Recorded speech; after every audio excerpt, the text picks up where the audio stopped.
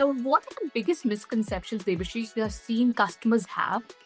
And how have you handled clients already using multiple security tools from different vendors? Yeah, so as a seller, when I walk into my customers, I don't see them as greenfield. They always have something, right? But the most common and the most damaging, thing is the reality is, um, that every tool, will Mhm. add an integration overhead. They will create more noise. There will be operational drag, right? So what will happen is security posture will stay the same while the complexity will explode, right? Because Right. our very thought was built upon more tools equals to more security, right? So that's not true. That's the biggest misconception. And then the second one would be us believing that we are covered because we are scanning everything. So the coverage is constantly confused with protection. We think since I've covered everything, I'm adequately protected. But the reality is scanning finds possibilities, right? It does not find exploitability. It doesn't fix anything. The visibility of risk does not fix risk. You still have to act, right? Like if I do not go to the gym and I just weigh myself 3 times a day, it doesn't make any difference, right? So just knowing risk doesn't equate to fixing risk, right? That's another illusion. The third and the most important piece probably is people thinking detection equals security. A legacy mindset coming from the SIEMs, the EDR heavy eras is detection is after exposure exists, right? And it doesn't reduce your attack surface just because you detected it, right? So you must realize that detection is definitely not equal to security. Acting upon detection is security.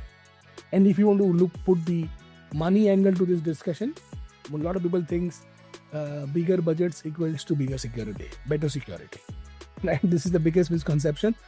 That if you have more money, you can be more secure, right? But the truth is, customers don't lack tools. And if money was the answer to this problem, then the companies, that had all the money to buy the moon would never have been briefed. But they all have been, right? So, I think the idea is, we have an opportunity that it's not about replacing your tool stack. It's about making sure that your stack can really reduce risk, right? So come out of these misconceptions. Of course, it used to be people, process, and technology. But if you thought that tools will make me more secure, wrong. If you thought since I'm scanning everything and I'm seeing everything, I'm more secure, again you are wrong. If you thought money can save me because I have unlimited budget, again you are wrong. So there are these 3 top misconceptions in cyber that I see across my customers. I suppose you need to clarify, right? Like this is the 3 buckets they are divided in. Yeah. So in your view, are cybersecurity vendors competing or collaborating today? And you already mentioned that collaboration part in our first question as well. And that has that become necessary given the complexity of modern threats, which I think you touched upon. The collaboration is. Yeah, I think there was actually a question earlier that brought up the collaboration. Yes. Cybersecurity vendors collaborate, like I said, they collaborate just enough to stay relevant, right? And they are going to be completely aggressive elsewhere. The problem is attackers don't care about the boundaries of your product capabilities. So until the collaboration between the vendors that you work with, moves from just simple data sharing, like I said, to decision making, the customer made an experiment ground. So you need to figure out with every tooling, with every vendor you work with, your primary use case should not be features and functionalities, but how well they can work with your existing tooling. How can they take upon shared responsibilities if something goes wrong? Can they stand next to you, when things go south? Yes, I think this very valid point. This was brought up in one of our earlier interactions that I had with Mr. Sunil Varki. He also mentioned the biggest challenge is everybody works in silos. So that was one of the key issues that he also brought it. So yes, I think as you rightly said, collaboration is the key. But does it happen in actual life? Is it like really? Is it possible? Is it feasible, or is it happens, or it is still? I think when we were speaking offline, also you mentioned collaboration is something that needs to be embraced and brought up. But how easy and tough it is when we are humans. Is for some reason it is tough in our industry, because in the pretext of giving our customers a platform, a lot of vendors in cyber tend to keep everything proprietary, right? They will talk about a security fabric, stitching across this and that, but then you rarely see a situation where they're doing anything beyond just data sharing, right? Then you'll have to get another tool, like a SOAR, to talk to all your tools and take an action, right? But why wouldn't the industry work towards, a mechanism where there is a unified model, of defining risk, this unified model of measuring risk, this unified model of, talking to one tool, talking to another tool. And if you remember one of my early discussions with you, I spoke to you about how, consumer electronics has done a much better job. And cybersecurity hasn't, right? Because today you have a TV, you have an Alexa, and you have all these apps, and if they work in tandem, zero complaints. The cybersecurity tooling. You just elaborate a bit on that. That will be helpful. Yeah. Well, I've said this a few times already, though. It's not a new piece of information, but it is very, apt to our conversation. So today when you have TV with an, Alexa in your house, with YouTube on your TV, you can just, talk to it, say, hey Alexa, go play, this particular movie on YouTube or this particular thing on Netflix, and everything works seamlessly, right? But it is not as seamless like this in cybersecurity. People have to still go through complex, expensive, constantly failing, constantly being super touchy, integrations. Extremely frustrating. This reduces your ability to, look at things at scale, respond at speed of light, and in the mythos things and all, you really cannot afford to, slow down just because your tools aren't speaking to each other properly, right? So you really need a mechanism where you're able to, aggregate all your risk in one single place, constantly monitor all your risk in one single place, not, top 10 from product X, top 10 from product Y, top 10 from product Z, right? It should be all one single place. They must speak one single language of risk, not their own, scoring, because there is no unified scoring. So it better be good if they speak one single language of scoring. Then it's better if they're all, put through threat intelligence to verify this, risk vectors. It's gonna be important that all kinds of risk, regardless of which tool it came from, is something that this platform can validate at scale, right? So this is where we should be headed, but unfortunately, we still don't make it very easy today. Mm-hmm. So, but customers can change this behavior. Customers can change this behavior in vendors, and vendors will have no choice but to, act right. Because there are occasions, correct me if I'm wrong, my limited knowledge in cybersecurity, but there are occasions when maybe one specific tool can do multiple functions, but still the customer goes ahead and takes another tool for the same kind of function. So it's basically duplication, or like they're not completely using the tool, leveraging the functionality of a tool, just because of the competition also that existing. That one vendor tries to push their product over the others. So that also kind of exists, right? Absolutely it does. But remember, so when you are looking at the platform play, which does not mean buy everything from the one single vendor, customers are smart. They're never going to trade, quality for convenience. So they will end up having multiple tools, from multiple vendors. The onus is on the vendors and also on the customers, that they ensure that all these tools can speak the same language. They can interact, they can share data, they can act on all this intel that they're getting from each other. Right? The world is actually moving towards that. And if you look at AI tooling, everybody has an MCP server. You can communicate to the MCP server, and then MCPs can talk to other MCPs. MCP is actually a way of AI talking to AI, right? Mm-hmm. So this is eventually headed that way, but we are far behind. In the age of mythos, this would have already been there by now. Well, that's quite clear, and I think it's a it's a long way to go. probably, but definitely I see there's hope at the end of the tunnel, especially with tools like Mythos coming into picture, where collaboration will become more important than competition. So I hope so. Yeah. So for everyday professional, Debashish watching this, what's the one thing that you think right now that they should see right now to stay safe online, right? And should they be worried about AI-powered risk or attacks in their daily lives? So, what is your piece of advice or what's your This is all real. So this is not theoretical, this is all real, right? But if you had to boil it down to just one habit like you asked, maybe let's say phishing, right?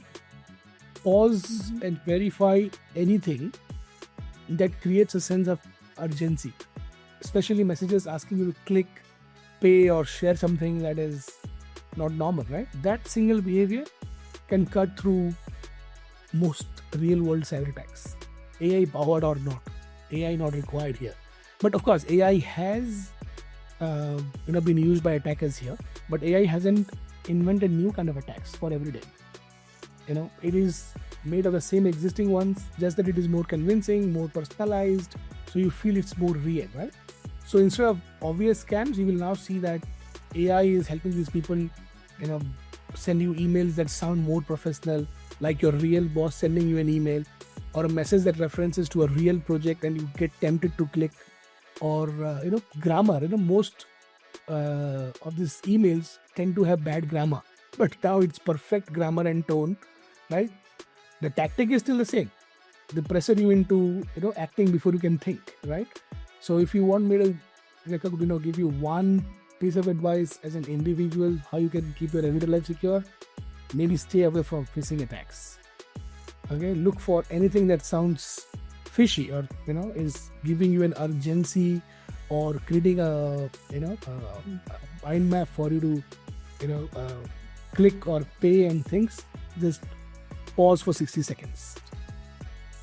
Right, especially in the case of senior citizens as well. Absolutely, yeah.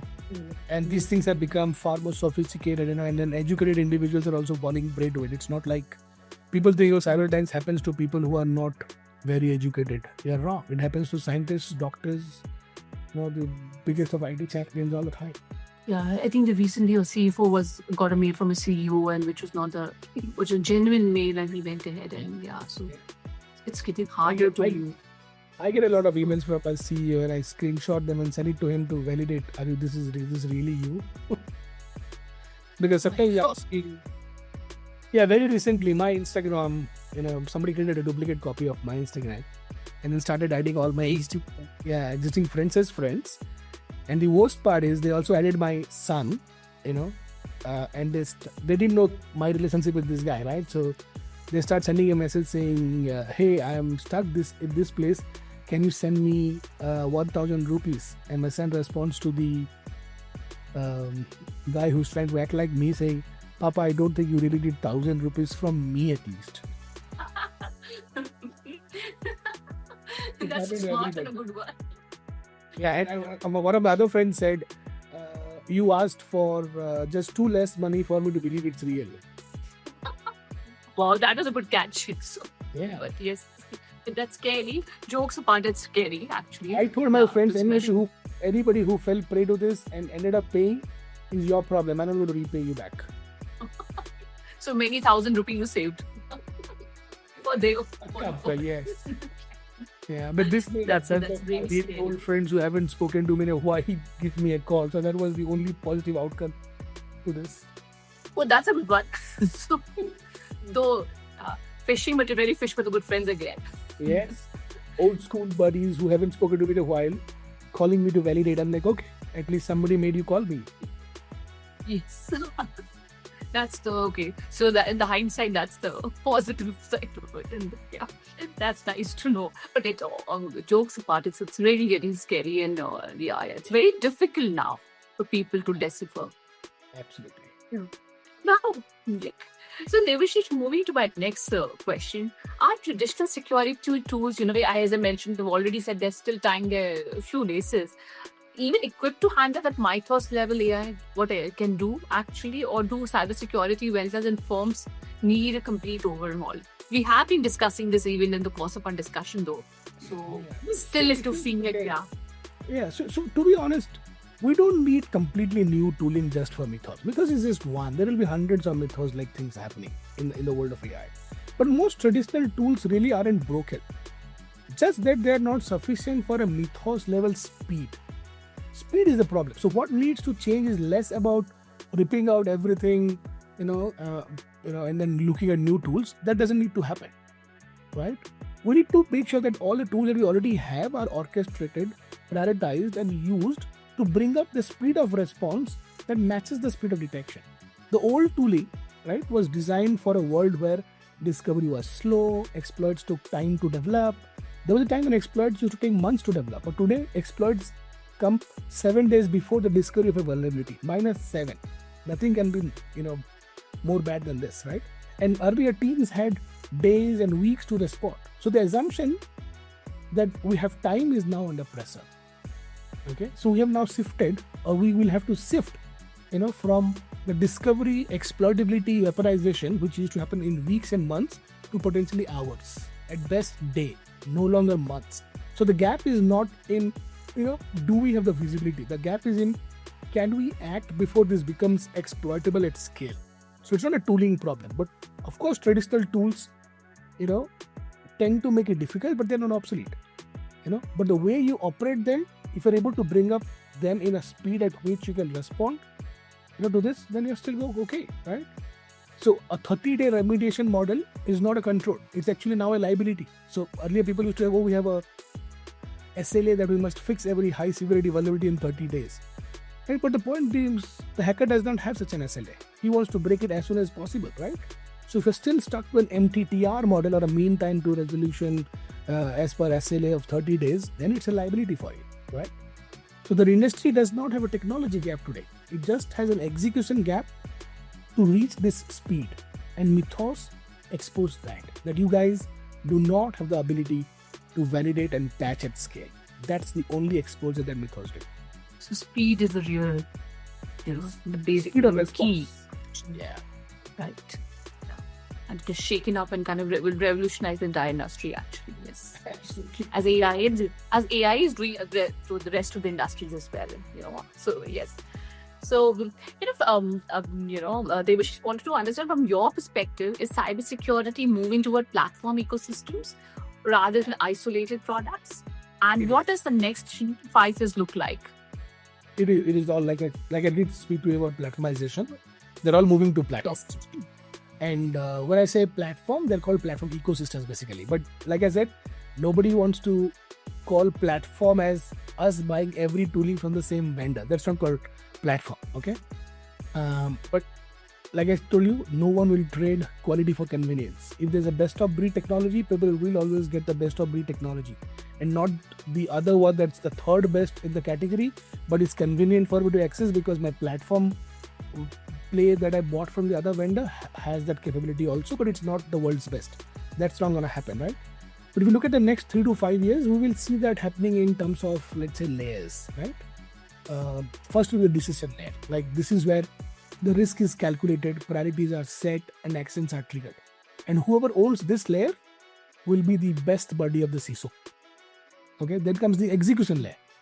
Companies or products like EDR, cloud security, scanning companies, identity tooling, these guys do a very specific job. Like they detect, they scan, and they seldom enforce, but they do enforce. These things will not disappear, but they will become interchangeable if they don't do a good job. Immediately, they'll be replaced if they don't do a good job. The third thing is a bit difficult, but is becoming more and more possible, which is the integration layer, which is APIs, data pipelines, workflow orchestration across tools, right? And this is exactly what will turn tooling into functional systems. We don't want tools, we want systems. And the systems can be responsible for outcomes. So we no longer want just efforts, we want outcomes. So the next 3 to 5 years is going to reward all these technologies that can connect, prioritize, and act faster than attackers can adopt. Okay, so that is going to be super advantageous to companies that can do this.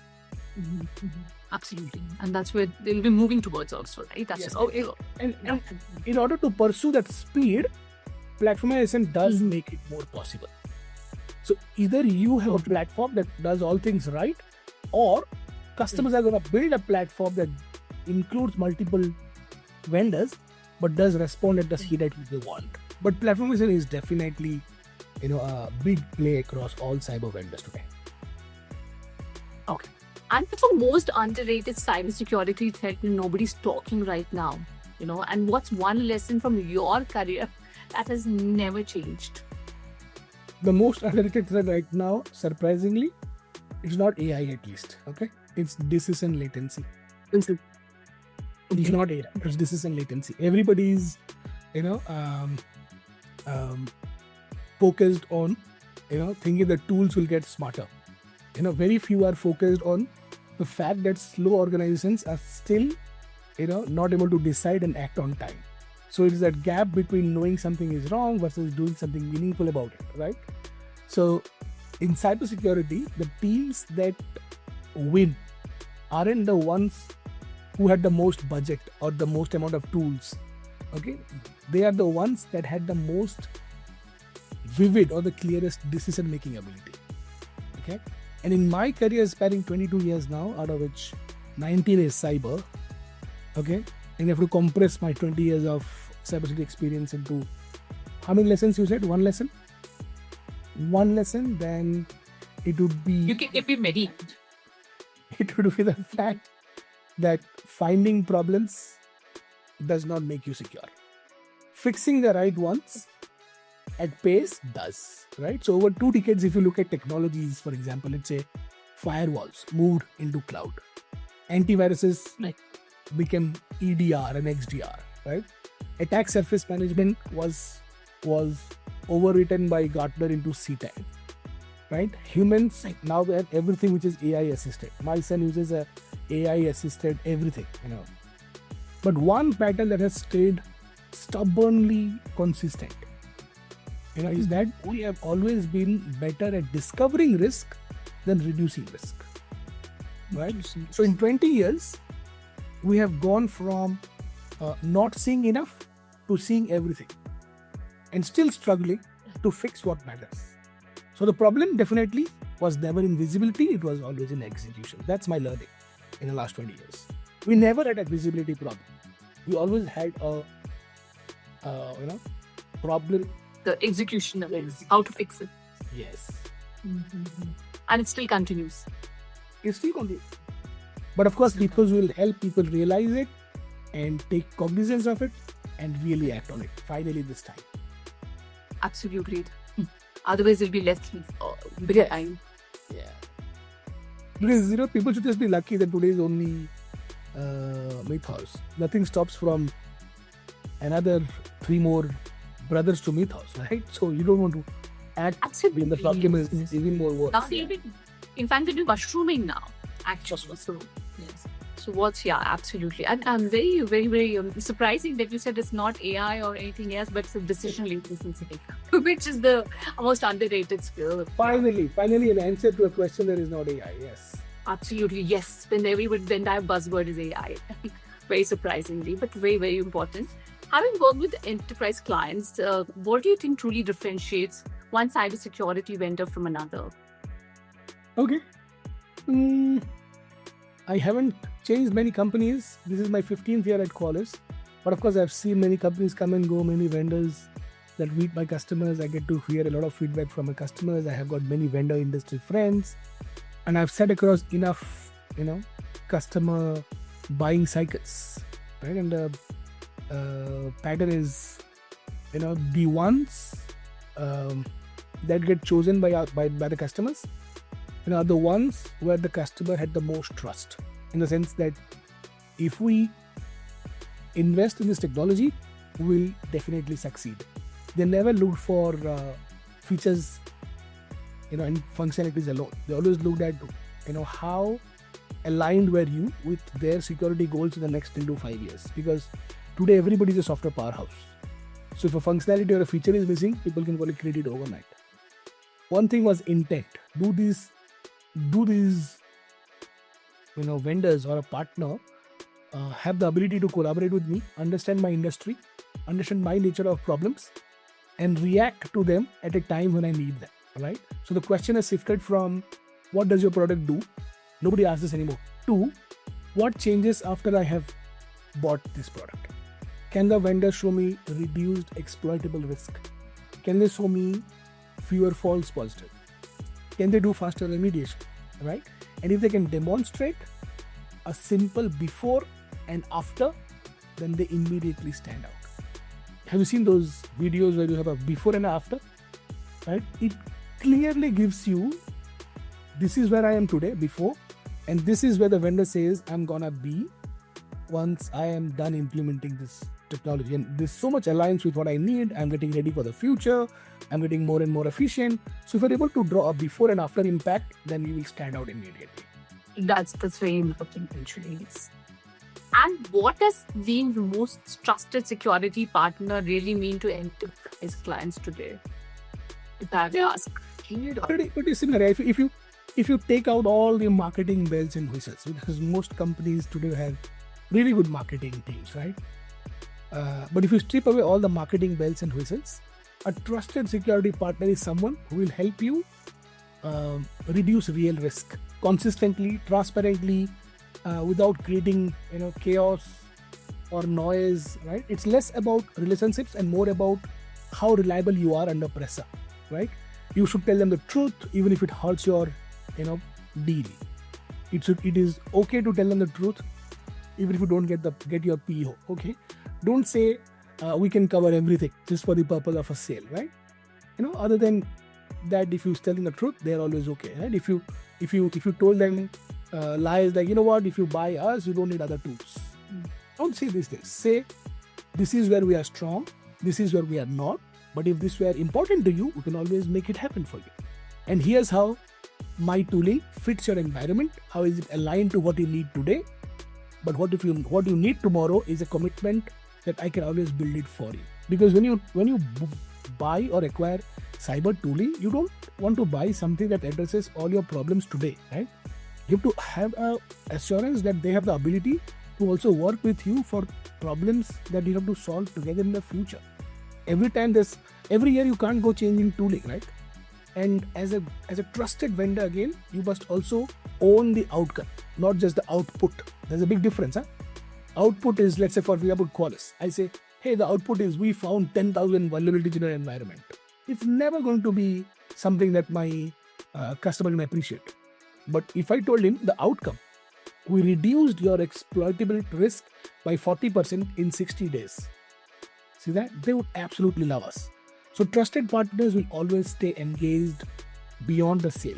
They will track whether or not the investment is achieving the right ROI and impact. That's more important, right?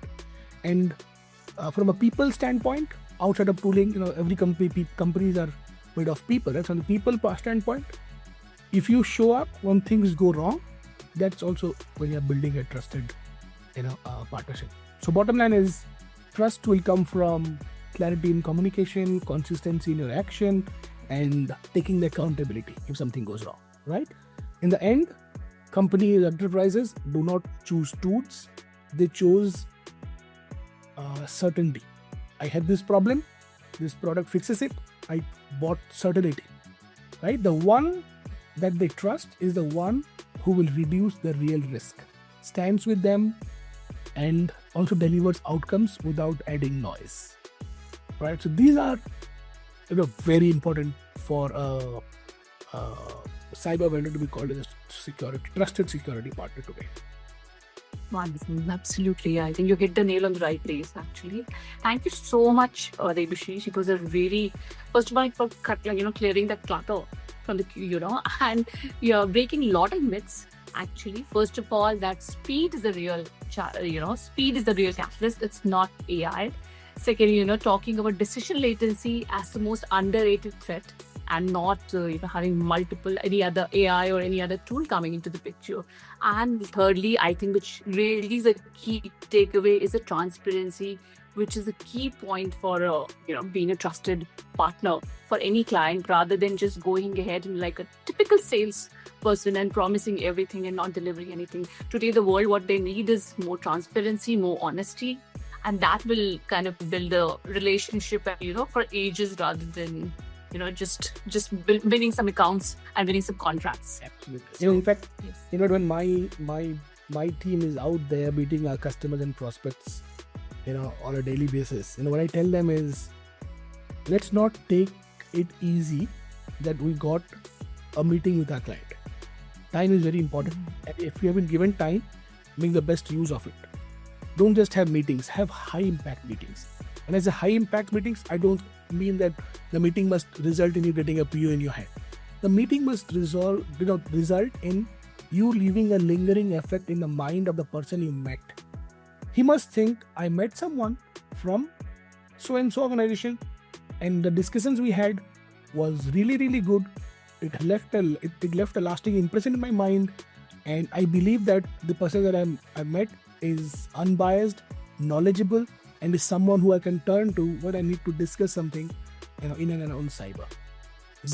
Make sure that you get the confidence that you can always get your meeting without being ignored, and that proves that you had a good meeting today. Very true. Deliver value rather than just meeting and just like just kind of having a meeting and just introducing your product. Absolutely, very true. Because as you rightly said, time is precious and time is important. And when you deliver value, then people value you. So it's just completely a give and take. And They are also choosing, right? They have limited time. They chose to spend time with you. So let's make the best use of it for them. I hope if the world understands that, we'll have much more meaty and much more intelligent discussions in the world, actually. Yeah, it's a great note to end on. Thank you so much, Debashish, for your quality time today. We really loved it. It's in fact like a masterclass, I'll be honest to you. So it's a great discussion, and looking forward to more such meaty conversation in the future.